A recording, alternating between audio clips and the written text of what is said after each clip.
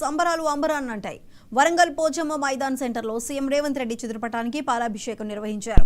ప్రభుత్వం తీసుకున్న SC, ST, BC sub plan ఆమోదంతో పాటు రాజీవ్ యువ వికాస్ పథకాల అమలుపై హర్షం వ్యక్తం చేస్తూ సీఎం రేవంత్ రెడ్డి చిత్రపటానికి పాలాభిషేకం నిర్వహించారు. సీఎం రేవంత్ రెడ్డి తీసుకున్న నిర్ణయాలు యావత్ దేశానికే ఆదర్శంగా నిలుస్తున్నాయన్నారు కాంగ్రెస్ సీనియర్ నాయకుడు చిలువేరు శ్రీనివాస్. కొండా దంపతుల ఆధ్వర్యంలో చేపట్టిన ఈ కార్యక్రమంలో సీఎం రేవంత్ రెడ్డి ఫ్లెక్సీకి పాలాభిషేకం చేశారు. బాణసంచా కాల్చి సంబరాలు జరుపుకున్నారు.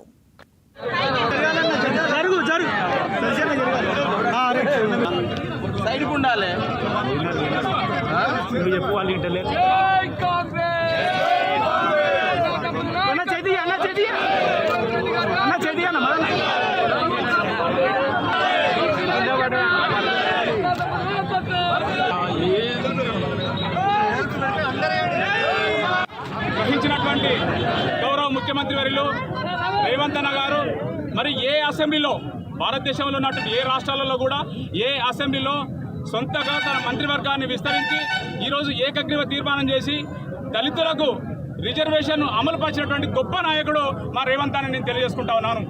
ఈ సందర్భంగా అదే తీరుగా ఈరోజు 42% ఏదైతే ఉన్నదో బీసీలకు ఏకగ్రీవంగా రిజర్వేషన్ ప్రకటించిన ఘనత రేవంత్ అన్న గారికి. మరి ఈ విషయాన్ని ఏదైతే ఉన్నదో మా అధినాయకురాలు మా కొండా దంపతులు ఈరోజు బీసీ నినాదాన్ని ఎత్తుకొని అదే మన కొండం ప్రభాకర్ అన్న ఇద్దరు కలిసి రేవంత్ అన్నను ఒప్పించి మెప్పించినట్టు ఘనత వారిది.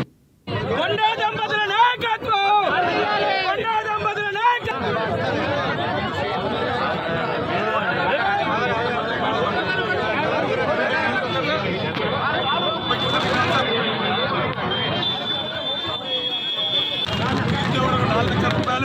అలాగే బీసీ రిజర్వేషన్ 42% వారికి వితరణ చేసిన ఘనత మన ముఖ్యమంత్రి రేవంత్ రెడ్డి గారు తగ్గుతుంది.